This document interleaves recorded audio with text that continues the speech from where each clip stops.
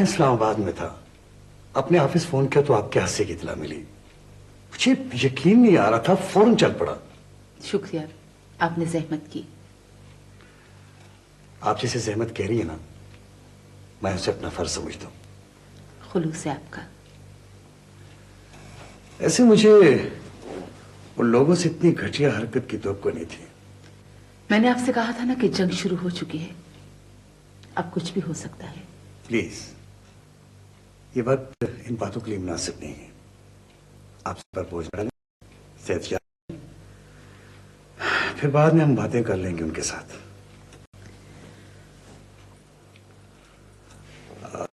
अगर आप चाहें तो आपका इलाज शहर के किसी बड़े हॉस्पिटल में भी हो सकता है। नहीं शुक्रिया, मामूली जख्म में ठीक हो जाएंगे। वैसे भी 1-2 रोज में शायद घर चली जाऊं। आपकी हिम्मत और हौसले का कायल होना पड़ता है।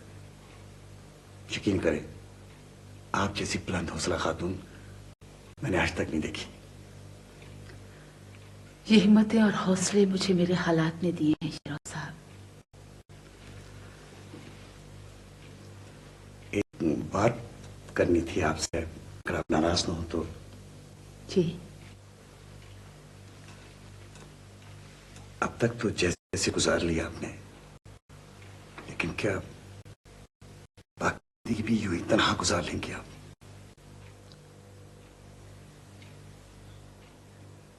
मैं तन्हा तो नहीं हूं शेरों साहब। इतने बहुत सारे गम और परेशानियां भी तो हैं मेरे साथ। हाँ, यही तो मैं कह रहा था आपसे। ये मेरी बहन है। अस्सलाम वालेकुम जी। बड़ी खुशी है आपसे मिलकर। आप तशरीफ रखिए ना। नहीं, मैं जल्दी में हूँ, फिर हाजिर हो जाऊंगा। अच्छा जी।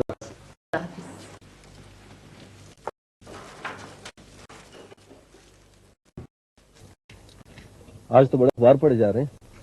पढ़े नहीं, कंगाले जा रहे हैं। हमारी भाभी तो इशारात करके देती है। और आप तस्वीरें देख रहे होंगे। तस्वीरें देखने पर भी दी है। मुझे क्या पता, 1000 बार। और कैसे हो तुम? बस जरूर किसी पे डालने की फिक्र में। ये तो भाईजान सुबह आपसे बात करने के बाद भाईजान ने मुझे बुलाया था। अच्छा, तो क्या बात है उनसे? उन्होंने कहा है कि दोनों जो भी फैसला करें उन्हें मंजूर होगा। तो फिर क्या ख्याल है?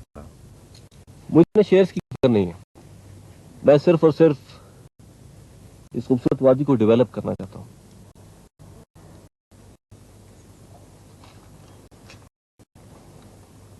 सुनो तौसीफ, इस प्रोजेक्ट को हम दोनों ने मिलकर हैंडल करना है, इसलिए इसे शुरू करने से पहले अगर हम किसी अंडरस्टैंडिंग पर पहुंच जाएं तो बेहतर होगा। भाईजान आप कैसी बात करें, अंडरस्टैंडिंग तो ऑलरेडी एग्जिस्ट करती है। आप जैसा चाहेंगे हम वैसा ही करेंगे।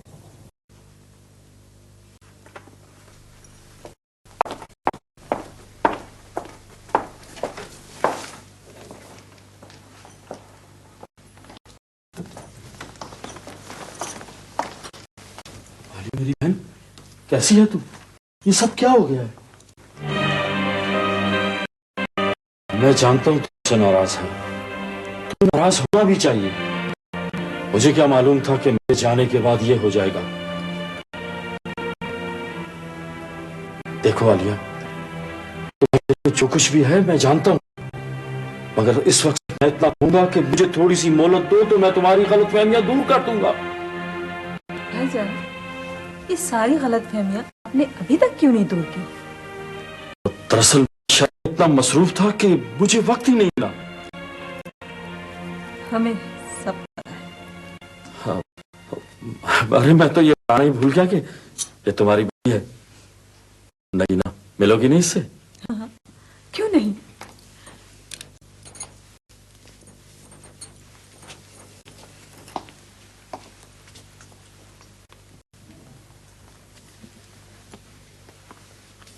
मुझे जो ही इत्तला मिली तो मैं शहर से चल पड़ा। रास्ते में थोड़ी देर हो गई। बड़ा ही दुख हुआ है हमें ये खबर सुनकर। खैर ऐसी भी कोई बात नहीं, खुदा का शुक्र मैं जिंदा हूं। मेरे जिसने जो कुछ किया वो उसका कर्ज है मुझ पर। मेरे होते हुए तुम्हें कुछ करने की जरूरत नहीं है। अगर मैं गयास का सर लाकर तुम्हारे कदमों में न रख दूं तो मेरा नाम भी वाजिद खान नहीं।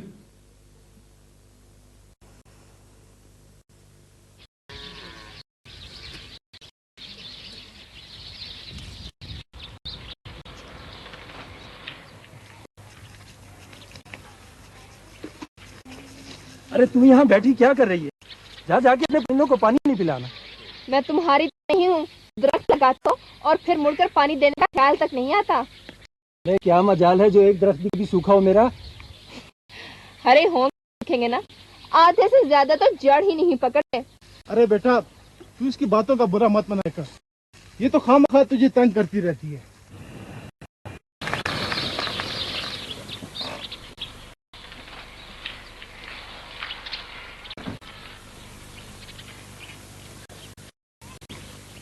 अस्सलाम वालेकुम छोटे खान जी।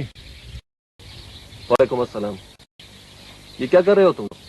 बस जी वो दरख्त लगा रहे हैं। अब इसकी जरूरत नहीं है। इस इलाके में एक नया शहर, फैक्ट्रियां बनेंगी। तुम लोग ये दरख्त वक्त लगाना छोड़ दो। लेकिन इस इलाके की सारी खूबसूरती दरख्तों की वजह से है। अब इन्हें काट दिया जाएगा। हम तुम्हें किसी फैक्ट्री में अच्छी सी मुलाजमत दिलवा देंगे। मुझे कोई मुलाजमत नहीं चाहिए जी, और मैं किसी को इन दरख्तों को हाथ लगाने नहीं दूंगा। इन्हें कोई नहीं काट सकता। तुम जरा जुबान संभाल कर बात किया करो। जानते हो किसकी जायदाद पर खड़े हो?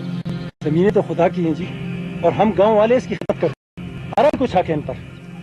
कान खोल कर सुन लो, कोई हक वक्त नहीं है तुम्हारा इस जमीन पर। हमारे बड़ों ने रहम खाकर तुम्हें यहाँ आबाद होने की इजाजत दी थी, और जब भी हमने हुक्म दिया तुम्हें ये गांव खाली करना होगा। ये गांव हमारे बड़ों ने आबाद किया था जी, और इसकी मिट्टी में उनकी हड्डियां दफन है। इस गांव को हमसे कोई खाली नहीं करवा सकता। अगर जरा भी मुंह खोला ना तो तुम्हें हमारे बड़ों की हड्डियों समेत उठाकर बाहर फेंकवा दूंगा। खबरदार जो मेरे बड़ों की शान में कोई गुस्ताखी की, वरना फिर मेरे मुंह से भी कोई ऐसी वैसी बात निकल जाएगी। तुम्हारी ये मजाल, इससे पहले कि तेरे छोटे मुंह से कोई बड़ी बात ले, मैं इसे हमेशा हमेशा के लिए खामोश कर दूंगा। छोटे खान जी ये आप क्या कर, अगर छोड़ गए तो मैं बड़े खान को क्या मुंह दिखाऊंगा। छोड़ दो मुझे। वाह खान जी वाह, अच्छा से किया आपने हमें हमारी हिम्मतों का। वो क्या देख रहे हो तुम? ले जाओ। छोटे जी इन सफेद बालों के कुछ ख्याल करें, मुझसे थूक दे। इसे समझा दो करमू चाचा, अगर आइंदा इसने बकवास की ना तो फिर मैं किसी को हाथ नहीं करूंगा। जी बहुत अच्छा।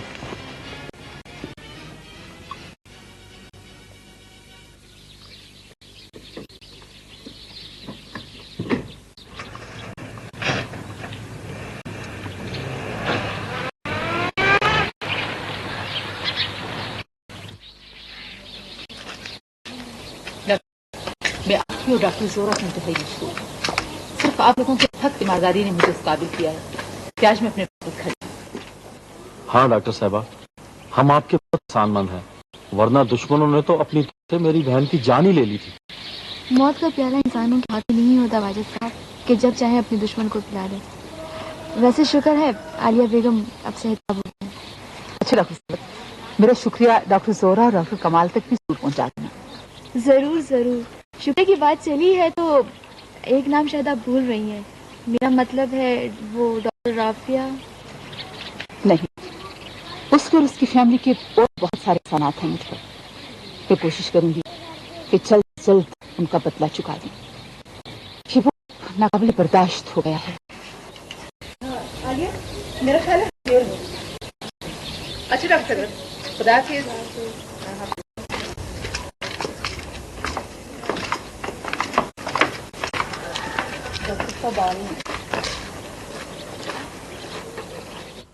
आखिर उसने कौन सी ऐसी बात कह दी थी जो तुम खून खाबे पर उतरा?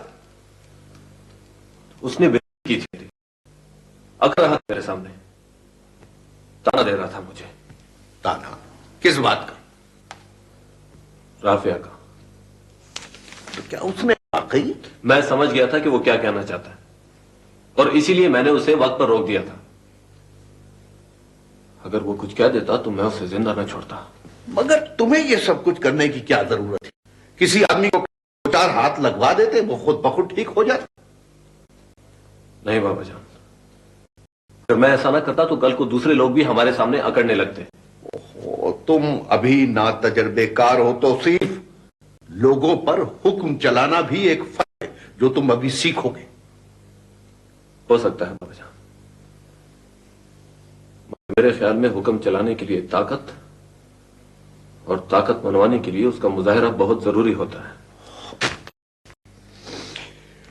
अब्बाजान मरहूम कहा करते थे, ताकत का गलत इस्तेमाल ही ताकतवर को बर्बाद भी कर देता है। तो फिर आप क्या चाहते हैं बाबा जान? कि लोग सारे बाजार हमारी इज्जत उछालते रहे और हम लोग चुपचाप तमाशा देखते रहे? इस इलाके में अभी पैदा नहीं हुआ जो इतनी जुर्रत कर सके। तुम खामखा इस वाक़े को इतनी अहमियत दे, उसने कुछ कहा ही नहीं तो फिर झगड़ा कैसा? यही बात तो मैं भी इसे समझा रही थी, मगर ये समझे तो ना। आप लोग कुछ भी कहें अम्मी जान, मैं उसे माफ नहीं करूंगा।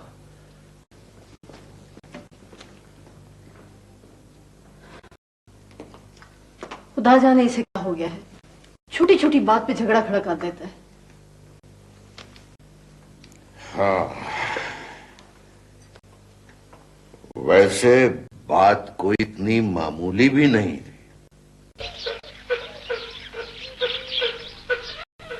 अरे बेटी, मैंने तो जो ही ये बात सुनी, मेरी तो जैसे जान ही निकल गई। आखिर हो क्या गया था इसरार को? तू तो जानती है मासी कि वो इस गांव से कितना प्यार करता है। बस छोटे खाने गांव खाली करने की बात की, वो भड़क उठा। तो इसमें नई बात तो कोई नहीं है, सभी जानते हैं। कभी वो इसे बेचने की बात करते हैं, कभी यहाँ शहर बसाने की बात करते हैं। आखिर उससे झगड़ा करने की क्या जरूरत थी? भाई ने कोई झगड़ा नहीं किया मासी, उसने तो इतना कहा था कि यहाँ कोई दस्त नहीं काटेगा। लो, तो क्या झगड़े वाली कोई बात नहीं है? अरे वो मालिक है इस इलाके, जो चाहे कर सकते हैं। मुझे तो उसकी तरफदारी करने के बजाय उसे समझाना चाहिए। बड़े लोग हैं वो, हमारा उनका क्या मुकाबला। बड़ी सिर्फ खुदा की जात है मासी। सिर्फ दौलत की वजह से कोई इंसान बड़ा या छोटा नहीं होता। अगर वो जमीन के मालिक हैं तो हमने भी मट्टी है, हमें अपनी मट्टी से कोई जुदा नहीं कर सकता। हुक्म तो मालिक का ही चलता है। मैं ऐसा कोई हुक्म नहीं मानूंगा। वो हमारे सरों से इन कच्ची छतों का साया भी छीन लेना चाहते हैं, वो हसीवादी को वीरान कर देना चाहते हैं, लेकिन मैं ऐसा नहीं होने दूंगा। क्या करेगा तू अकेला? मैं अकेला नहीं हूं मासी, सब गांव मेरा साथ देंगे। हम ये गांव कभी खाली नहीं करेंगे। कोई गाय ऐसे तो नहीं जिन्हें वो कहीं और बांध देंगे। यहां से कहीं नहीं जाएंगे।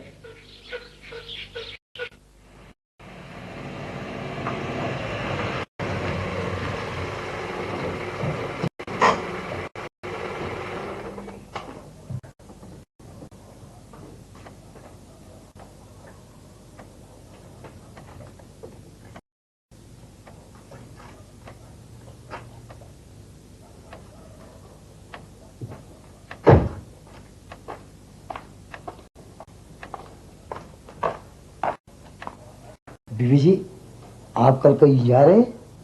नहीं तो किसी ने तुमसे कुछ कहा? छोटे साहब कह रहे थे कल सुबह 8 बजे मेरे कमरे में आ जाना सामान लेने के लिए।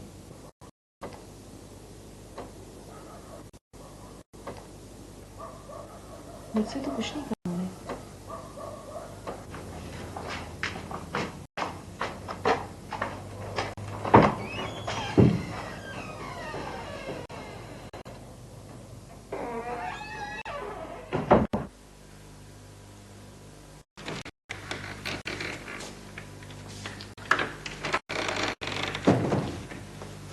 सुबह कहीं जा रहे हो?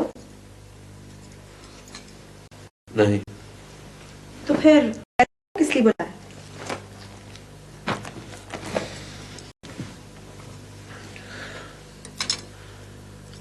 राफे, जो बात आज से मैं बहुत पहले कही थी और तुमने नहीं मानी थी, वो आज साबित हो गई है। कौन सी बात? तो क्या तुम नहीं जानती? हाँ, मैंने सुना है तुम्हारा कोई गांव में झगड़ा हुआ है।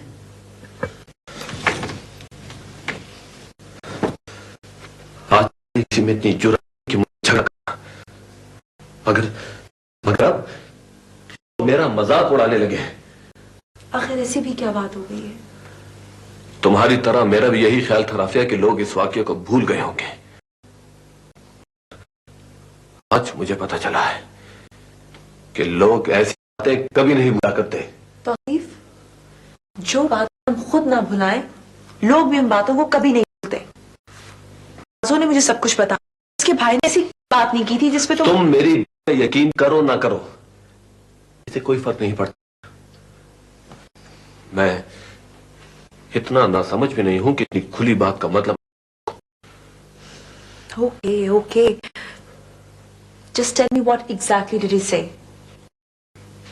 सुनना चाहती तो सुनो। खबरदार, जो मेरे बड़ों की शान में कोई गुस्ताखी की, वरना क्या? वरना फिर मेरे मुंह में ऐसी बात निकल जाएगी। इससे ज्यादा और कोई क्या भी कह सकता है। तौसीफ, इसमें मेरा तो कोई जिक्र नहीं हुआ। अब मैं गया गुजरा भी नहीं कि कोई मुझे तुम्हारा नाम लेकर ताना देगा। और फिर इस वाक्य के अलावा हमारी जिंदगी में कौन सी ऐसी वैसी बात है? मैं समझ तौसीफ, कोई ऐसी वैसी बात कहे ना कहे, तुम्हें हर शख्स वही कहता नजर आएगा जो तुम्हारे अपने दिल में है।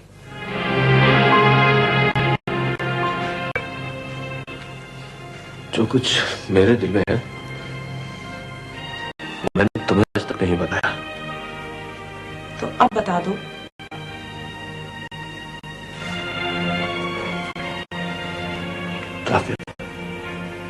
तूने तोहमत बना दिया है मेरे लिए। हर चेहरा सवाल पूछता नजर आता है मुझे। और आवाज मजाक उड़ाती है। मैं किस किस के मुंह पर हाथ रखूंगा?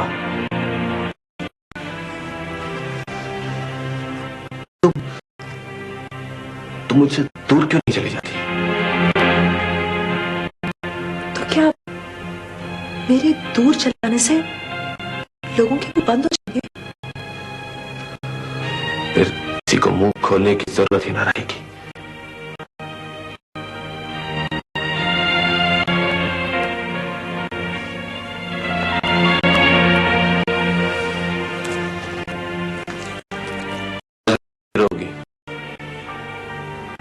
मैं जा रहा हूं।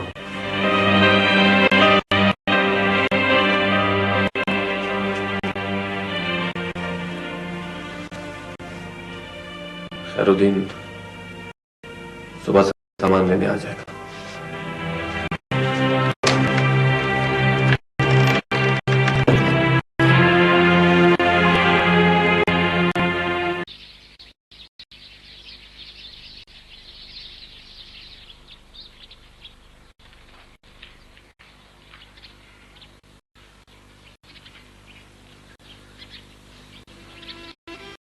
शाहिद, मैं तुम्हें कैसे बताऊं कि ये जंग बहुत तूल पकड़ गई है।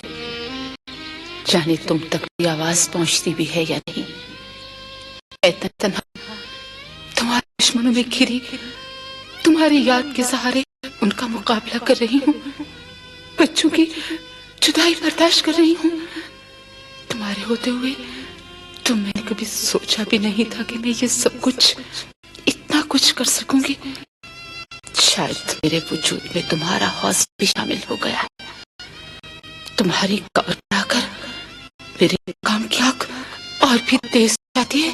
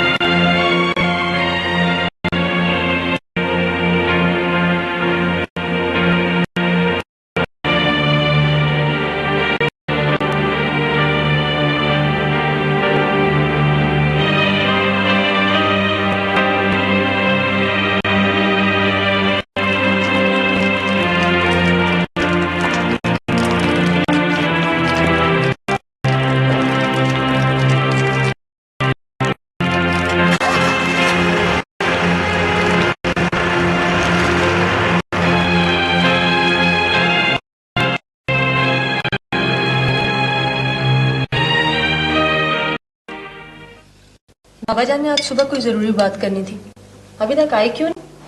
उनकी तबीयत खराब है, इसलिए नाश्ता उन्होंने कमरे में ही करवा दिया।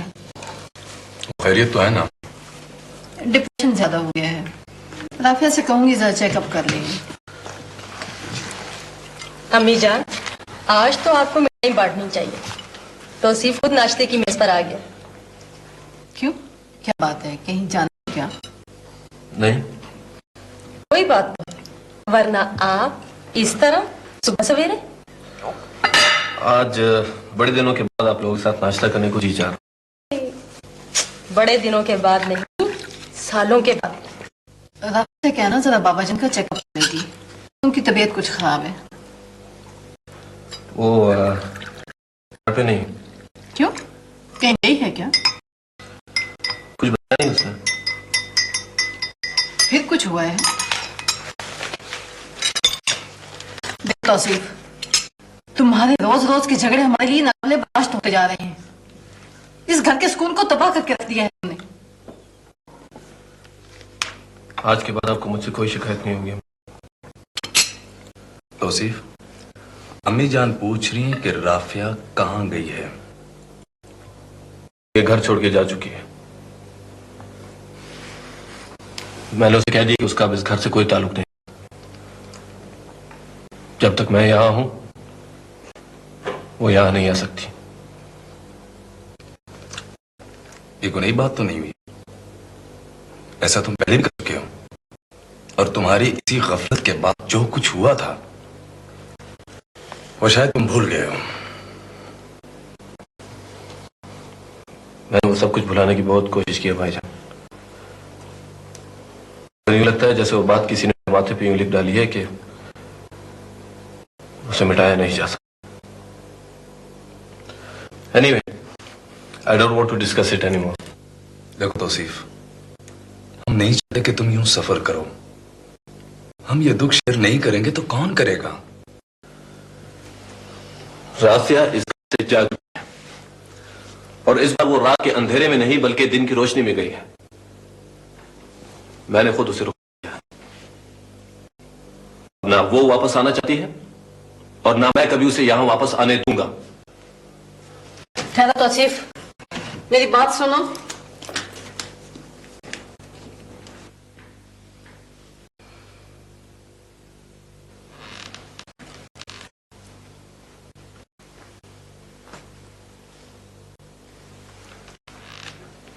बहुत खुश होगा मैं। इतने दिनों बाद घर जा रहा हूं, बच्चों को देखने की खुशी तो होती है ना। खान इतला है ना, इस वाले तंग तो नहीं करेंगे? मैंने पता करवा लिया है, फिक्र की कोई बात नहीं। अच्छा अच्छा, ठीक है। अच्छा खान, अगर तुम कहो तो मैं आती दफा का चक्कर लगाऊं? नहीं, वहां जाने की कोई जरूरत नहीं। कम हाँ, पर हाँ देखो, रात अगर दोबारा अस्पताल जाने लगी हो तो उसकी देखभाल का इंतजाम करते आना। हाँ, ये काम मैं सबसे पहले कर। अगर तुम नाराज हो तो बात कहूं। कहो। देखो, फैज खान तुम्हारे बड़े भाई हैं, अगर वो कुछ कह दिया करें तो उनका हक है। तुम्हें इस तरह नाराज नहीं होना चाहिए। कहते हो, लेकिन भाईजान को भी बिला वजह मुझसे नाराज नहीं होना चाहिए। वो दिया पर हमले की वजह से नाराज है।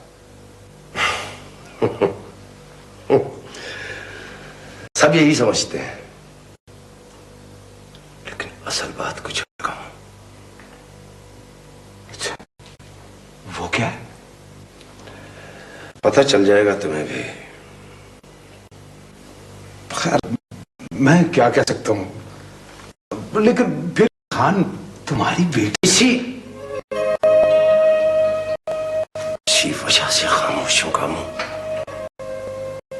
जिसका इतना ख्याल है, उससे मिलते क्यों नहीं हो?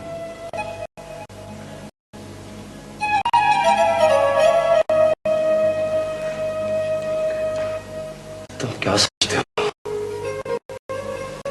मेरा दिल नहीं चाहता हाथों से मिलने को, उसे प्यार करने को।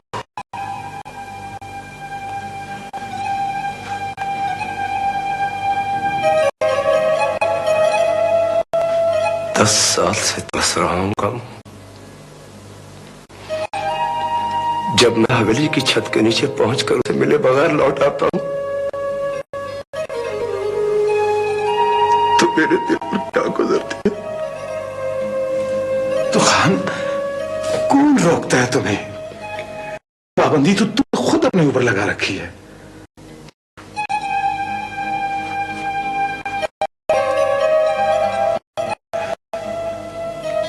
कम हूं, अगर मैं चाहूं भी तो ये जंजीरें नहीं तोड़ सकता। राफिया मेरे खूनालूद हाथ देख चुकी है। जब तक ये हाथ खूनालूद है,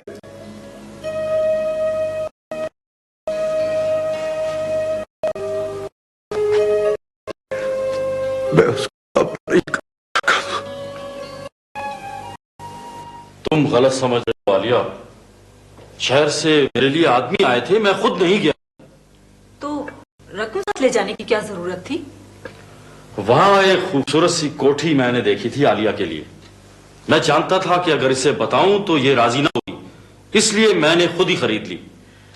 सुना तो हमने भी है कि तुमने बहुत बड़ी कोठी खरीदी है वहां पर, लेकिन किसके नाम पे खरीदी है? तुम्हारे नाम पर? और किसके नाम पर खरीद सकता था भला?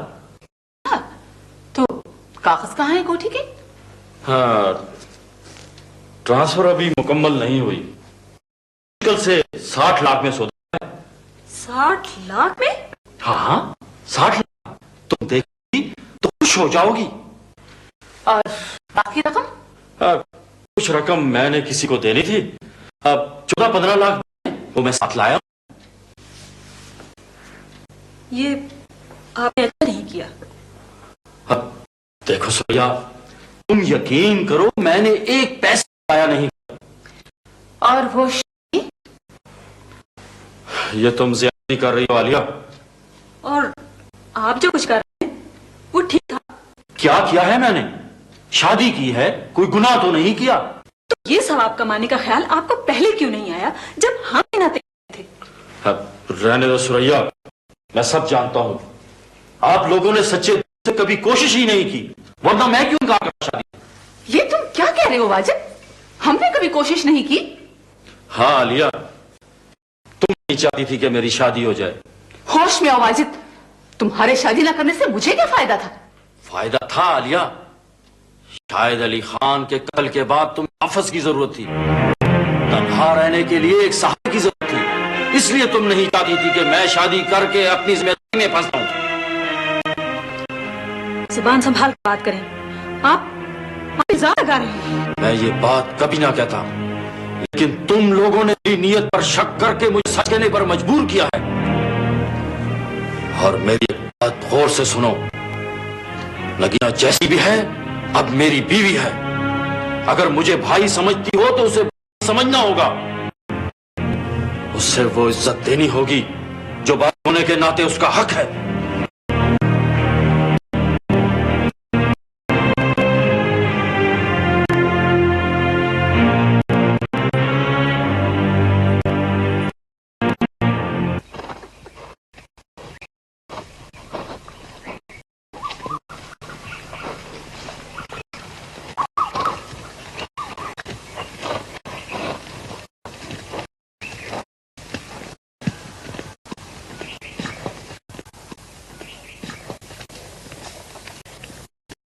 अस्सलाम वालेकुम। वालेकुम अस्सलाम।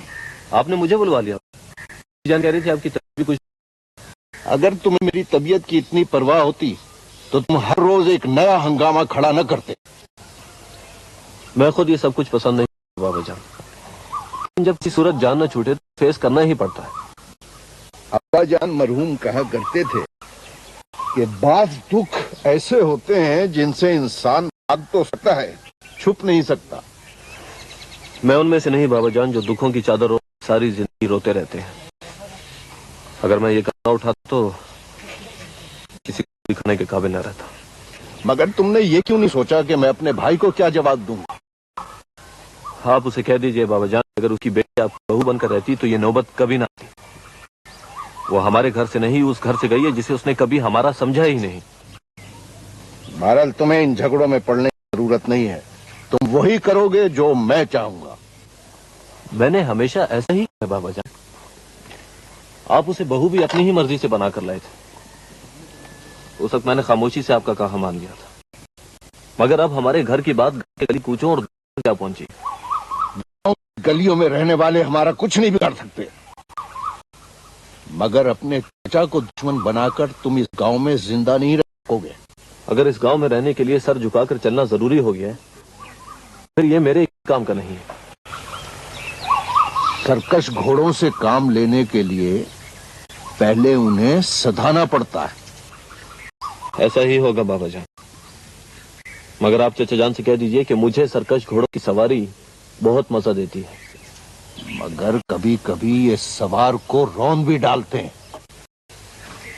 घोड़े और सवार का मुकाबला चंद लोगों की बात होती है बाबा जान। जो एक बार जीत जाए वो फिर कभी नहीं हारता।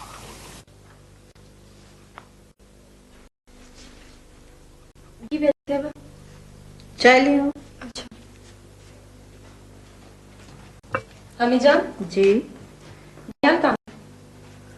किसी काम से भेजा है तुम्हारे बाबा जान ने?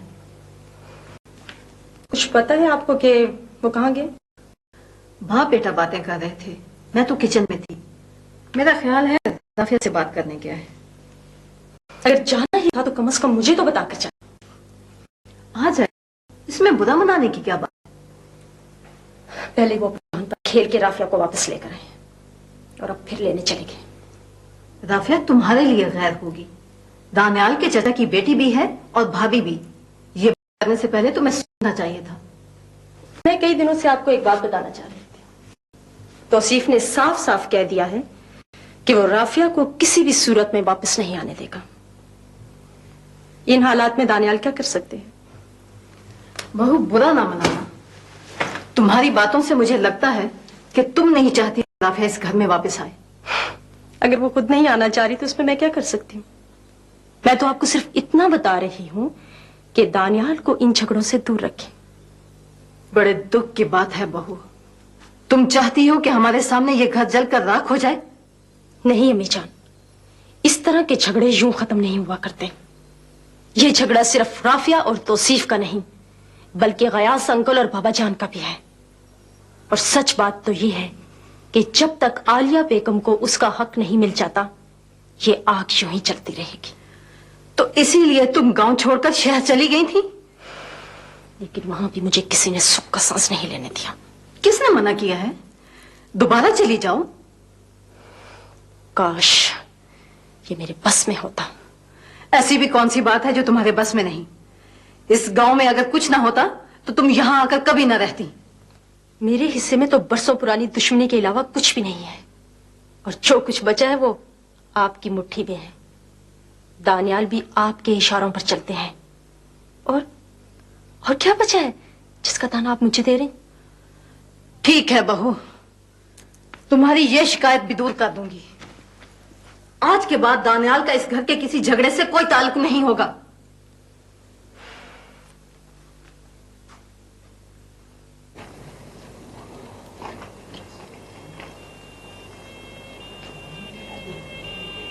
पहले तुम्हारे नए घर गया, पता चला कि तुम यहाँ हो। बस अभी भी ड्यूटी खत्म हुई है, घर की तरफ ही जा रही थी। आइए ना। नहीं, यही बात कर लेते हैं। तो मुझे पता है कि आज तुम मेरी बात नहीं मानोगी, इसलिए मैं तुम्हें घर चलने को नहीं कहूंगा। मैं आपकी बात मान भी लूं, मगर आपका भाई नहीं मानेगा। वो मुझे इनकार नहीं कर सकता। तो फिर आप जाकर उससे कह दीजिए, जिस घर से उसने मुझे निकाला है वो खुद भी उस घर में नहीं रह सकेगा। देखो राफिया, जिस तरह तुम्हारे आ जाने से उसे कुछ नहीं मिला, उसी तरह उसके चले जाने से तुम्हें भी कुछ नहीं मिलेगा। मैंने तो अपना सब कुछ उसी दिन खो दिया था जिस दिन बाबा जान मुझे ताया जान की झोली में डालकर चले गए थे। उस दिन के बाद वो कभी मुझसे मिलने नहीं आए। उन्होंने नहीं पूछा तो फिर कोई और क्यों मेरी परवाह करे। वो जब से तुम आई हो बाबा जान बहुत बीमार हैं। कहते हैं पहले राफिया चेकअप किया करती थी, अब भी वही करेंगी। अम्मी जान इसलिए नहीं आई कि कहीं तुम इनकार न कर दो, उनका दिल टूट जाएगा।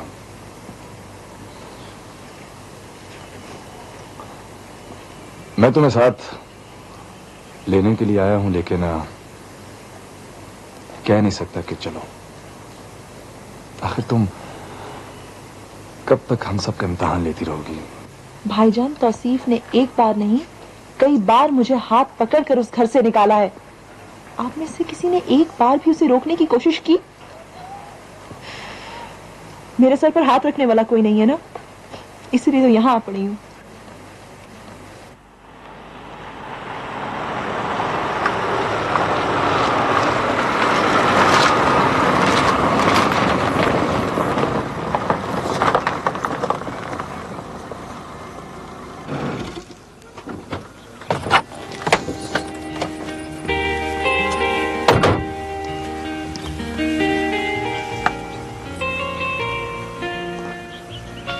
ये सारा इलाका हमारा है। सच? तो क्या मैं झूठ बोल रहा हूँ? नहीं नहीं, मेरा ये मतलब नहीं था। दरअसल ये सब इतना खूबसूरत है कि मुझे तो अपने यहाँ होने का यकीन भी नहीं आता। अच्छा? जरा वो सामने देखें, कच्चे मकान कितने खूबसूरत नजर आ रहे हैं। मैं तो इन्हें बचपन से देखता चला आ रहा हूँ। तुम ही देखो, मैं तो तुम्हें देखूंगा। कितना हुस्न है यहाँ। बस मैं तो अब सारी उम्र यहीं रहूंगी। और वो जो शहर में मैंने तुम्हें इतना बड़ा बंगला लेकर दिया है, वहाँ कौन रहेगा? गोली मारे शहर को। मुझे तो इस वादी के हुस्न ने मशहूर कर दिया है। जी चाहता है यहीं मर जाऊं। ये क्या कह रही हो? मरे तुम्हारे दुश्मन। आइंदा ऐसी बात की ना तो मैं नाराज हो जाऊंगा। अच्छा बाबा, नहीं करूंगी। माफी।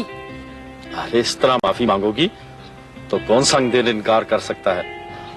तो फिर चले? नहीं भाई, मुझे तो भूख लगी है।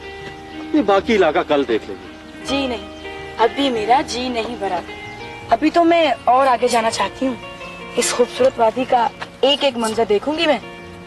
अच्छा, जैसी तुम्हारी मर्जी। बैठो।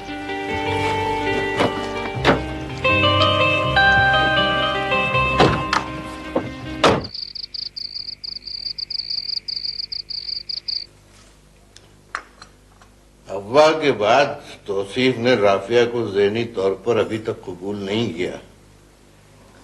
उसने इस बात को अपने जहन पर सवार कर लिया, इसलिए उसे हर शख्स ताने देता हुआ दिखाई देता है। ये वाकया कुछ है ही ऐसा। तो इसमें राफिया का क्या कसूर है? आखिर वो समझता क्यों नहीं ये बात? कसूर इसमें उसका भी तो नहीं है। राफिया को भी समझना चाहिए कि तौसीफ की जगह अगर कोई और होता तो उसका एटीट्यूड भी यही होता। तुम तो अपने बेटे को ही डिफेंड करोगी। इन हालात में वो कर भी क्या सकता है? आप ही ने तो कराई ये शादी, वो तो राजी भी नहीं था। भाई, मैंने जो कुछ किया था उसकी बेहतरी के लिए किया था। उस वक्त तो तुम भी यही चाहती थी। आप तो यूं ही बहस कर रहे हैं।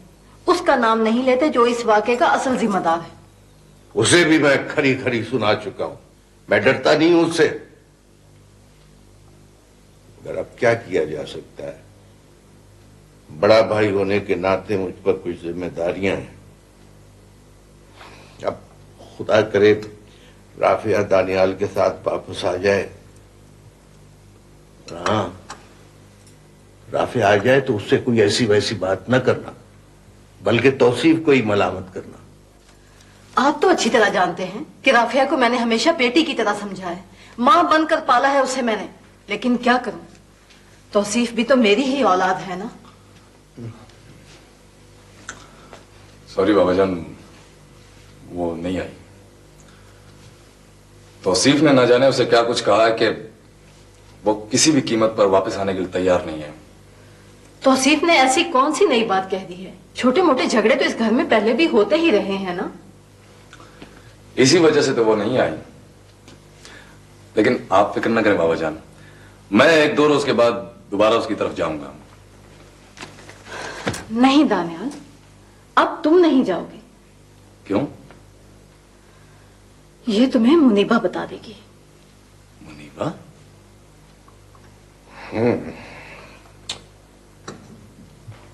इतना समझाने के बावजूद अगर वो नहीं समझे तो फिर अब कोई और रास्ता इख्तियार करना पड़ेगा।